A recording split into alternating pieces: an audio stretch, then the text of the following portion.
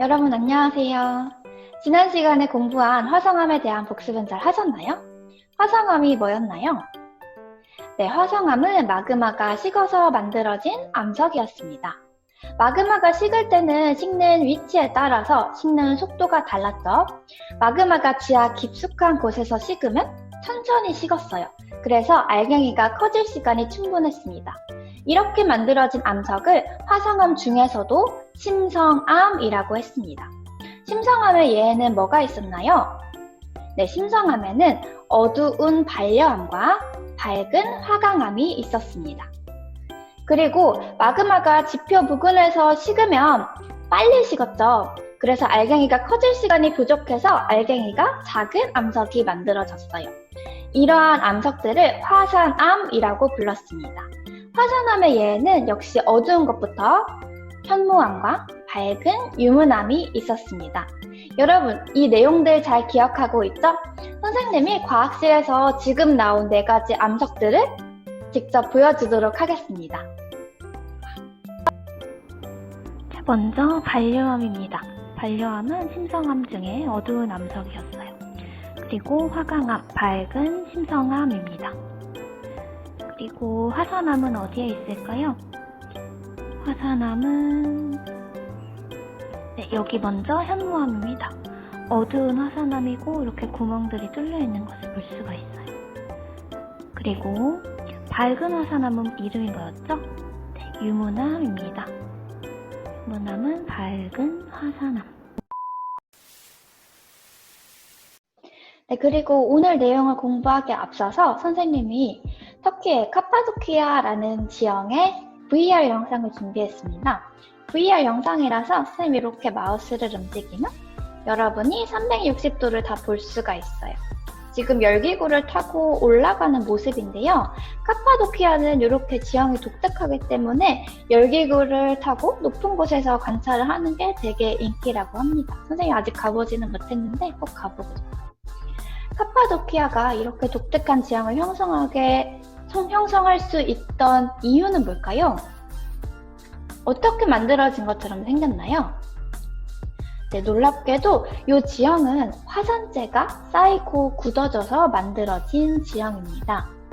오늘은 이와 관련된 내용을 공부할 거예요. 그러면 다른 지형의 영상을 또 볼까요? 이번에는 우리나라입니다. 자, 그리고 여기는 전라북도 진안의 마이산인데요. 마이산은 말의 길을 닮았다고 해서 이름이 마이산이에요. 그리고 마이산은 산 전체가 거대한 콘크리트 덩어리처럼 생겼어요. 이렇게 생긴 이유는 마이산이 만들어질 때 자갈과 진흙이 쌓이고 다져지고 굳어지고 암석이 되고 그 암석들이 쌓이고 지역이 솟아나서 산이 되었기 때문입니다. 네, 터키의 카파도키아는 화산재가 그리고 진안의 마이산은 자갈과 진흙이 쌓이고 다져지고 굳어져서 그 암석으로 만들어진 지형이었는데요. 오늘 단원을 공부하면 그 암석이 뭔지 그리고 어떻게 생성되는지 자세하게 여러분 스스로 설명을 할 수 있게 될 거예요. 오늘의 단원 제목은 퇴적암입니다. 여러분, 교과서와 필기도구 다 준비됐죠? 그러면 오늘도 선생님 질문에 대답도 하고 그리고 필기도 잘 해가면서 즐겁게 공부해 보도록 해요. 여러분, 화이팅! 네, 여러분 교과서 24쪽 폈으면 퇴적암 시작하겠습니다. 이번 단원에서는 퇴적암의 생성 과정과 그리고 퇴적암의 분류에 대해서 공부를 할 건데요. 퇴적암을 분류할 때는 퇴적물의 크기와 퇴적물의 종류에 따라서 분류를 할 수 있게 될 거예요.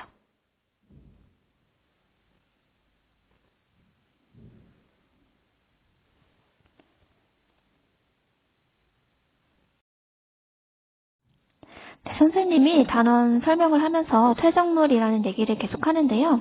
퇴적물이 뭔지 선생님이 그림을 통해서 설명을 해볼게요. 퇴적물을 간단하게 말하면 쌓이는 물질이라는 뜻이에요.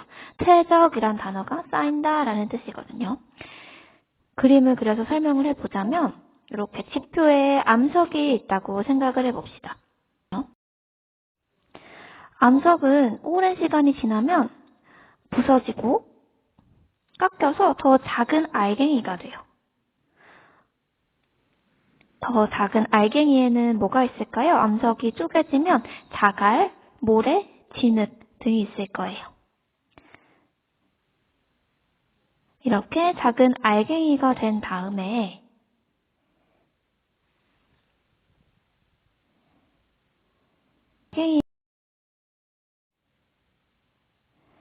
바다나 호수, 더 낮은 지역으로 운반이 됩니다.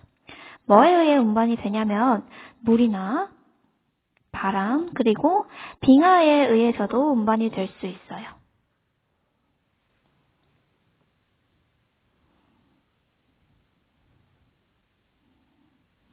이렇게 작은 알갱이들이 운반이 되어 쌓인 물질을 퇴적물이라고 부릅니다. 이 퇴적물에는 자갈, 모래, 진흙 이런 알갱이들 뿐만 아니라 죽은 생물의 유해도 포함이 될 수가 있어요. 또 석회물질도 퇴적물이 될 수 있는데요. 이 석회물질은 주로 조개 껍질 속에 많이 들어있습니다. 칼슘이 포함된 물질의 한 종류인데 나중에 우리는 칼슘이 포함된 화합물이다 라고 공부를 할 거예요. 지금은 석회물질이라고만 기억하시면 됩니다. 이런 물질들이 쌓인 것을 퇴적물이라고 한다 라고 기억을 하시면 됩니다. 자, 그렇다면 퇴적암의 정의부터 퇴적암에 대한 공부를 시작해 보도록 하겠습니다. 퇴적암의 정의는 지난 시간에 암석을 생성 원인에 따라 분류하면서 잠깐 공부를 했었어요. 혹시 기억을 하나요? 기억을 못하더라도 지금 이 시간에 확실하게 공부하시면 됩니다. 퇴적암이란 퇴적물이 쌓여서 오랫동안 다져지고 굳어져 만들어진 암석이라고 했습니다.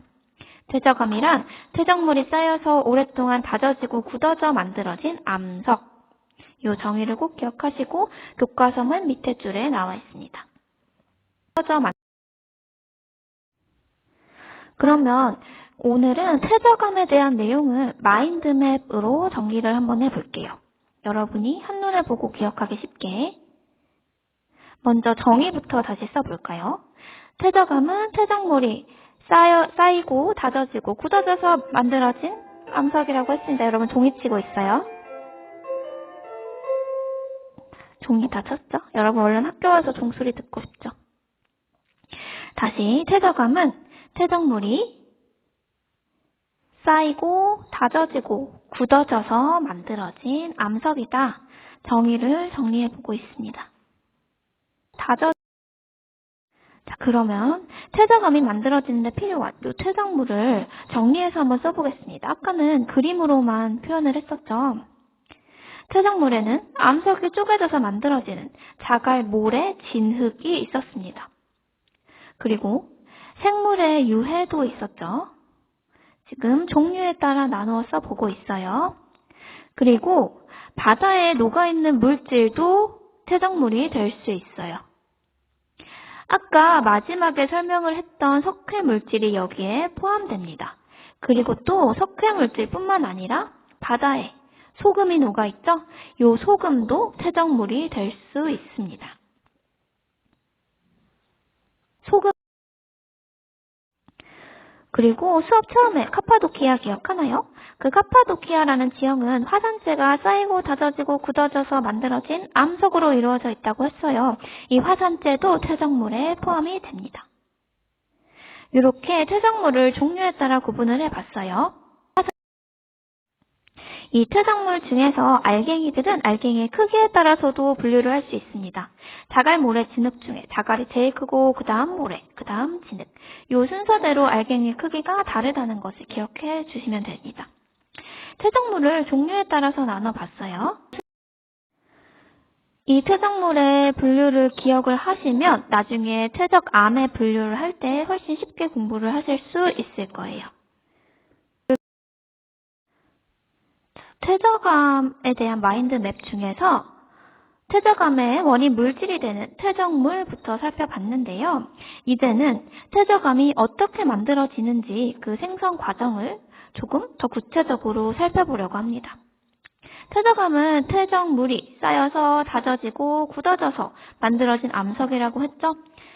이렇게 생성 과정을 알고 있지만 좀 더 구체적으로 알기 위해서 선생님이 실험을 하나 해봤습니다. 과정은 교과서 24쪽 밑에 실험을 한번 보세요. 해보기. 퇴적암은 어떻게 만들어질까? 라는 제목의 실험이죠. 이 실험에서는 흙, 모래, 자갈, 액체, 풀, 헤어드라이기 등을 이용해서 퇴적암이 만들어지는 과정을 봤는데요. 선생님은 약간 바꿔봤어요. 흙, 모래, 자갈 대신에 크기가 다른 과자를 이용했고, 그리고 액체, 풀 대신에 물엿을 이용해봤습니다. 크기가 다른 과자는 구체적으로 알갱이의 크기가 다른 과자라고 써볼게요. 그리고 나무 막대 대신에 젓가락을, 그리고 굳히는 데 필요한 헤어드라이기 대신에 냉동고에서 얼리는 방법으로 굳혀봤어요. 선생님이 직접 진행한 실험을 한번 보겠습니다. 먼저 알갱이 크기가 다른 세 종류의 과자를 준비했어요. 옆에 물엿도 보이죠? 투명한 플라스틱 병에 과자를 담습니다. 요거는 큰 알갱이의 과자, 그리고 얘는 작은 알갱이의 과자, 그리고 요거는 여러분이 아는 바나나 맛 과자죠. 근데 얘는 잘 부서지기 때문에 지퍼백에 넣고 부숴서 아주 고운 가루를 만들어요.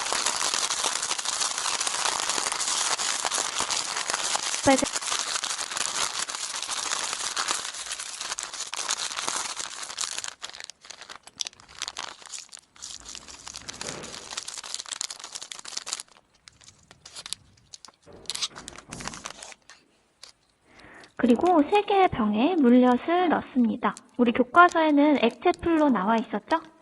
물엿을 넣고 젓가락으로 잘 섞어줘요.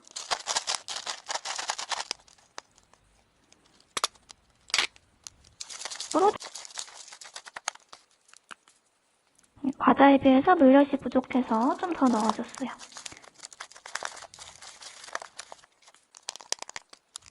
그리고 숟가락으로 잘 다져줍니다. 다지는 과정을 진행하고 있어요.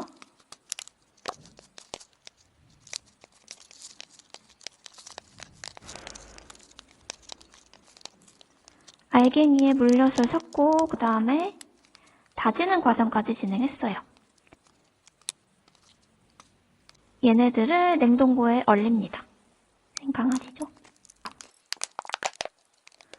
자, 얼린 과자들이 어떻게 됐나요?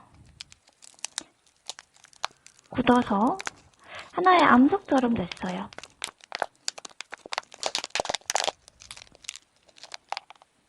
중간 크기의 알갱이도 암석처럼. 그리고 과자를 잘게 부숴서 가루로 만들었던 거죠. 가루로 만들었지만 물엿과 섞어서 얼리니 이렇게 하나의 덩어리가 됐습니다. 네, 이 실험은 퇴적암의 형성 원리를 알아보는 실험이었습니다. 자, 실험을 잘 봤나요? 실험을 잘 봤으면 교과서를 보고 다시 정리해 볼게요. 이 과정을 선생님 실험으로 바꿔서 정리해 두겠습니다. 선생님은 실험을 어떻게 진행했나요? 먼저 크기가 다른 과자를 쌓고 그 다음에 물엿과 섞고 숟가락으로 다졌어요.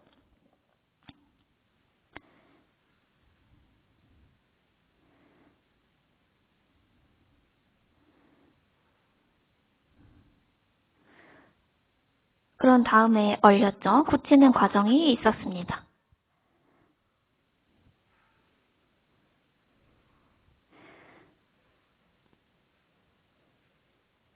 쌓고 물엿과 섞고 다진 다음에 굳혔어요.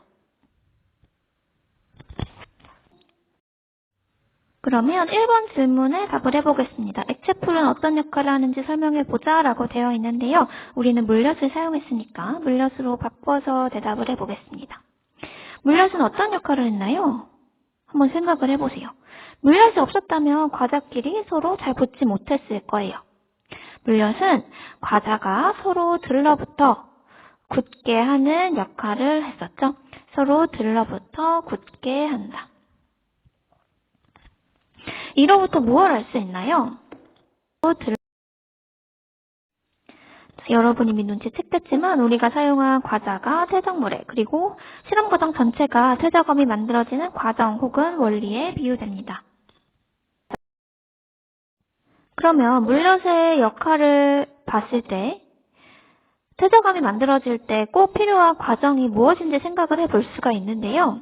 퇴적암이 만들어질 때 알갱이나 물질이 쌓여서 굳어지는 과정을 거쳐야 한다는 것을 알 수가 있어요.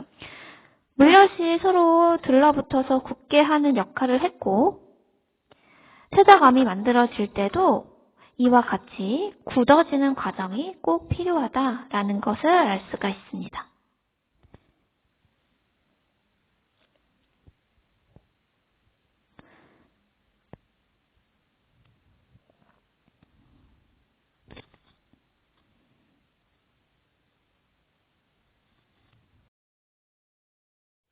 자, 다시 정리를 하자면 물엿이 과자를 굳게 했고, 퇴적암이 만들어질 때도 퇴적물들이 굳어지는 과정을 거쳐야 한다라는 걸 알 수가 있어요. 중요한 내용입니다. 그리고 두 번째 질문은 선생님이 초반에 설명을 한 지난해 마이산을 써 놓을 수 있겠죠. 그러면 다시 마인드맵으로 돌아가서 생성 과정을 정리해 보도록 하겠습니다. 우리가 사용한 과자들을 퇴적물이라고 생각하면서 생성 과정을 정리해 보세요. 자, 과자를 처음에 어떻게 했나요? 투명한 플라스틱 컵에 쌓았어요. 그러면 퇴적암이 만들어질 때도 퇴적물이 쌓이는 과정이 중요하겠죠. 아까 쌓인다는 걸 퇴적이라고 표현을 한다고 설명했습니다. 먼저 퇴적, 쌓이는 과정이 필요해요. 그 다음에 어떻게 했나요? 물엿을 넣고 숟가락으로 꾹꾹 다졌어요. 퇴적암이 만들어질 때도 다져지는 과정이 필요하고, 그 다음에 굳어지는 과정이 필요합니다. 이런 과정을 거치면 퇴적암이 되는 거예요. 그런데 실험 과정에 포함되어 있지 않은 게 있어요. 뭐냐면 이 퇴적물이 하늘에서 뚝 떨어지는 게 아니죠. 먼저 암석이나 다른 물질들이 침식, 즉 깎이거나 부서지는 과정이 필요해요. 그래야 작은 알갱이가 될 수가 있겠죠. 침식 과정이 필요하고, 그 다음에 쌓이는 곳까지 운반되는 과정이 필요합니다. 이거는 실험 과정에서 표현되어 있지는 않지만 아까 퇴적물을 설명할 때 다룬 내용이에요. 퇴적이 되기 전에 침식과 운반 과정이 필요하고, 그 다음에 퇴적, 다져짐, 굳어짐을 거쳐서 퇴적암이 만들어진다. 이 생성 과정은 꼭 기억을 하고 있어야 됩니다. 그림과 같이 기억을 하면, 또 실험 과정과 같이 기억을 하면 기억하기 편할 거예요. 그림과 같이. 자, 그 다음에는 퇴적암의 분류에 대해서 공부를 할 건데요. 먼저 교과서 25쪽을 보겠습니다. 제일 위에 퇴적암은 퇴적물의 크기와 종류에 따라서 분류를 할 수가 있는데, 여감은 자갈이 쌓여서 굳어진 것이고 가장 큰 알갱이였죠. 사암은 주로 모래가 쌓여서 굳어진 것이다. 그리고 셰일과 이암은 가장 작은 알갱이인 진흙이 쌓여서 굳어진 것입니다. 여감, 사암, 셰일, 이암은 퇴적물의 크기에 따라서 퇴적암을 분류한 거예요. 퇴적물의 크기에 따른 분류.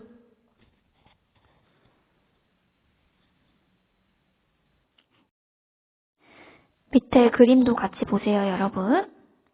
자, 그리고 위에서 네 번째 줄에 퇴적암 중에서는 바닷물에 녹은 물질이 가라앉거나 생물의 유해가 쌓여 만들어진 것도 있다. 석회암은 물에 녹아있던 석회물질이나 조개 껍데기, 산호와 같은 생물의 유해가 쌓여 굳어진 것이다 라고 나와 있어요. 이 분류는 퇴적물의 종류에 따른 분류입니다. 알갱이의 크기가 아니라 퇴적물의 종류에 따라서 분류를 한 거예요.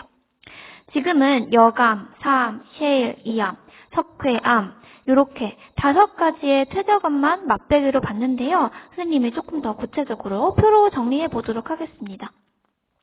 지금 아직 이해 못했다고 여러분 걱정하지 마세요. 선생님이 다시 정리해 줄 거예요.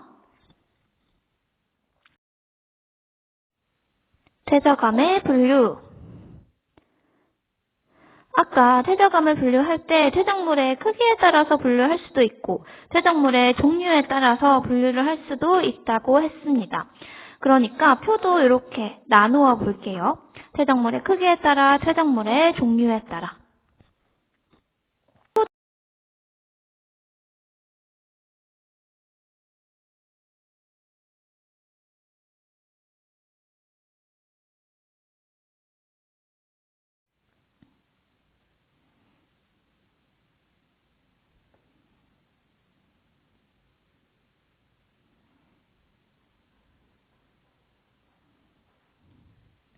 네, 이렇게 표를 그려놓고 한번 채워 넣어 보겠습니다. 퇴적물의 크기에 따라 나눌 때 어떻게 나눌 수 있었나요? 가장 큰 알갱이가 자갈이었고 그 다음이 모래였고 그 다음이 진흙이었습니다. 표에 채워 넣어 볼게요. 자갈부터. 퇴적물의 자갈. 선생님이 근데 그냥 자갈이라고 쓰지 않고 주로 자갈 이렇게 쓰고 있어요. 주로 자갈로 이루어져 있다라는 뜻이에요. 주로란 말이 뭐 새로운 용어가 아니라 주로 자갈로 이루어져 있다. 이렇게 주로 자갈로 이루어진 암석은 지금부터는 용어를 기억하셔야 됩니다. 역암이라고 합니다. 역암. 그리고 주로 모래로 이루어진 암석을 사암이라고 합니다. 모래가 쌓여서 굳어진 암석이죠. 그리고 진흙이 쌓여서 굳어진 암석을 셰일이라고 합니다. 셰일. 이암이라고 하기도 해요. 셰일 혹은 이암. 자, 그러면 선생님이 왜 자갈과 모래 앞에 주로를 붙였는지 한번 생각을 해볼게요. 왜 그냥 자갈로 이루어져 있다, 모래가 쌓여서 만들어져 있다 하지 않고 주로 자갈이 쌓였다, 주로 모래가 쌓여서 만들어졌다 라고 했을까요? 하지 않고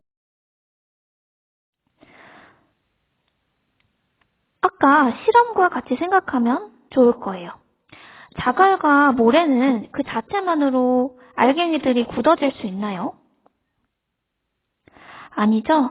자갈과 모래만으로는 굳어질 수가 없고 항상 진흙이 함께 섞여야지 굳어져서 퇴적암이 될 수 있습니다. 굳어지기 위해서 진흙이 항상 조금씩 섞여요. 그래서 주로 자갈, 주로 모래라고 표현을 하는 겁니다. 반면에 진흙은 그 자체만으로 굳어질 수 있으니까 앞에 주로를 안 붙였죠. 자, 그리고 바로 퇴적물을 종류에 따라서 나누어 봤어요. 화산재, 소금, 석회질, 성분, 아까 우리가 다 다루었던 퇴적물의 종류들이죠. 먼저 화산재가 굳어져서 만들어진 퇴적암은 응회암, 카파도키아는 응회암으로 이루어진 지형이겠죠, 그러면. 그리고 소금이 퇴적되어 굳으면 암염, 그리고 석회질 성분이 퇴적암이 되면 석회암이 됩니다. 자, 여러분, 퇴적암은 이렇게 퇴적물의 크기와 퇴적물의 종류에 따라서 구분을 할 수가 있어요. 이렇게 구분하는 방법과 그리고 퇴적암의 이름 정도는 여러분이 꼭 기억을 하고 있어야겠죠? 이 표는 중요합니다.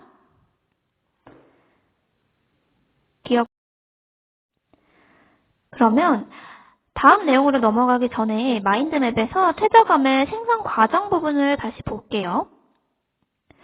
이 생산 과정을 보면 이런 것도 짚고 넘어갈 수가 있어요. 퇴적물의 크기에 따라서 퇴적되는 장소, 퇴적암이 만들어지는 장소가 어떻게 다른지를 생각해 볼 수 있습니다.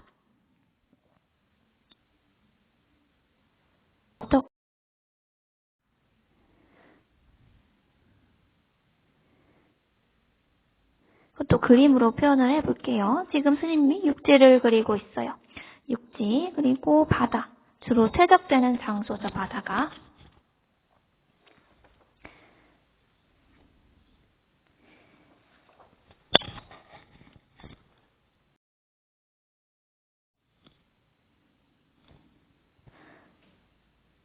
그리고 퇴적물의 크기에 따른 퇴적 장소를 보는 거니까 퇴적물의 크기를 다시 한번 적어볼게요. 퇴적물의 크기 뭐가 가장 컸었죠? 알갱이의 크기가 가장 큰 것. 네, 자갈이었습니다. 자갈, 모래, 진흙 순서죠?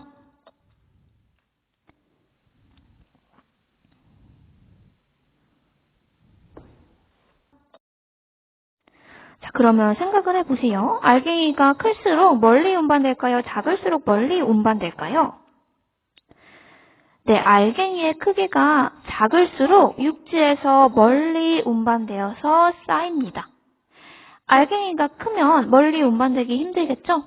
그래서 자갈, 모래, 진흙 중에서 진흙이 가장 멀리 운반되어서 쌓이게 되고 자갈은 가장 조금 운반되어서 쌓이게 됩니다.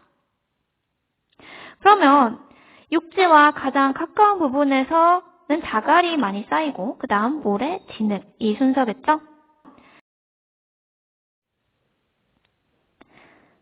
그러면 자갈이 퇴적암이 되면 여감이라고 했습니다. 그러면 육지와 가장 가까운 곳에는 퇴적암 중에서 여감이 가장 많을 거예요.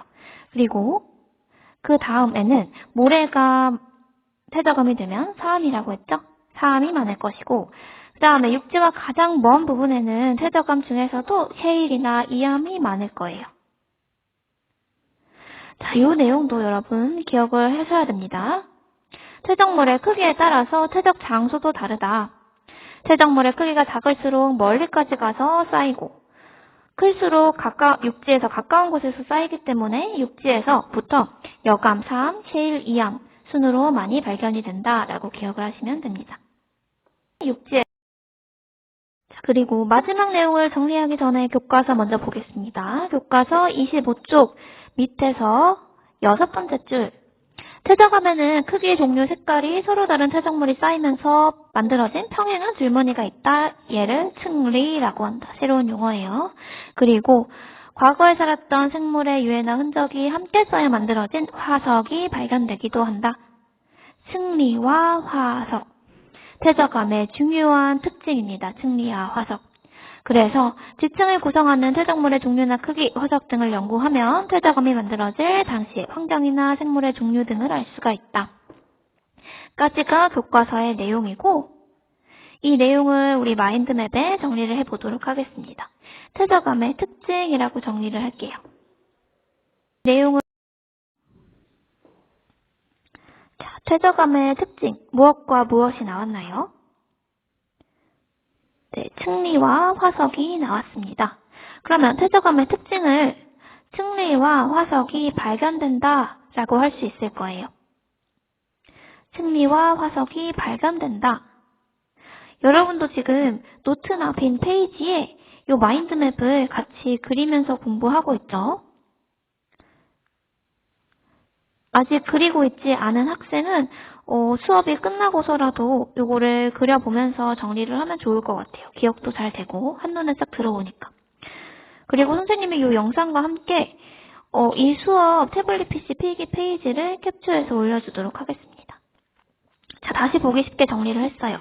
퇴적암의 특징, 층리와 화석이 발견된다. 아주 중요한 특징입니다. 층리와 화석이 발견되기 때문에 퇴적암을 연구하면 당시의 환경이나 생물의 종류를 알 수 있다라고 교과서에 나와 있었죠. 아까 그림을 안 보고 넘어갔는데 25쪽 밑에 이 지형에 줄무늬가 관찰될 거예요. 이 줄무늬를 층리라고 합니다. 층리.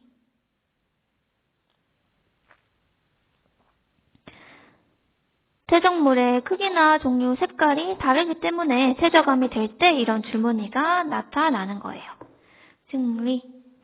용어 정리.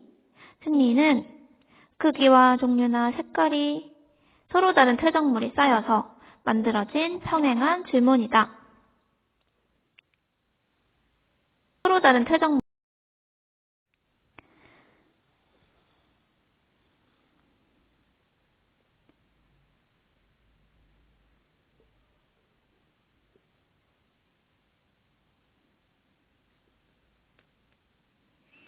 그리고 화석. 화석은 조금 더 친근한 용어일 텐데요. 그래도 정리를 해보도록 하겠습니다.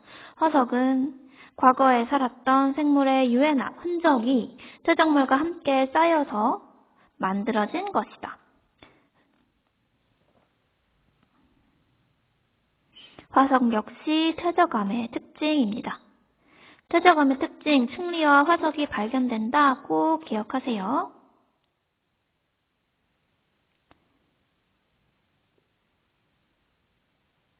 화석도 사진을 한번 볼까요? 여기 퇴적암 속에서 생물의 흔적이 발견되는 걸 볼 수가 있습니다. 자, 여러분, 요 마인드맵 잘 정리가 됐나요? 퇴적암의 정의, 생성 과정, 분류, 특징까지 정리를 해봤습니다. 다음에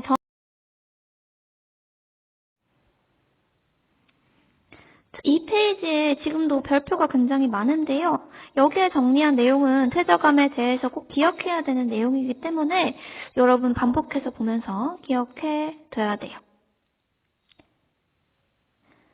그러면 이 마인드맵을 바탕으로 스스로 확인하기를 풀어보겠습니다.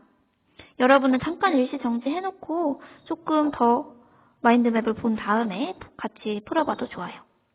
여러분 1번, 진흙이 굳어져서 만들어진 암석, 셰일 또는 이암이라고 한다고 했습니다. 그리고 2번, 퇴적암에 나타나는 평행한 줄무늬, 방금 했죠? 층리라고 합니다. 퇴적암의 중요한 특징. 그리고 3번, 퇴적암에서는 화석이 발견되는데 화성암에서는 발견되지 않는다. 그 까닭을 설명해보자. 여러분, 화성암은 어떻게 만들어진다고 했나요? 네, 화성암은 뜨거운 마그마가 식어서 만들어진다고 했습니다. 이 뜨거운 마그마 속에서 생물의 유해나 흔적이 남을 수 있을까요? 네, 안 되겠죠. 화성암은 마그마가 식어서 만들어지는 암석이기 때문에 화석이 발견될 수 없는 거예요. 이렇게 정리를 해두시면 됩니다. 암석이기 자, 오늘 내용, 중요한 내용은 모두 이 마인드맵 안에 있고 여러 번 반복해서 보면서 꼭 기억을 하시기 바랍니다. 여러분 오늘 너무 수고 많았어요. 오늘도 내용이 많았죠? 선생님이 간단하게 설명을 하려고 해도 자꾸 설명이 길어지네요. 그래도 여러분 성실히 듣고 있을 거라고 생각을 합니다. 오늘도 너무 고생 많았어요, 여러분. 형성평가 잘 풀어보시고 복습 꼭 하시기 바랍니다.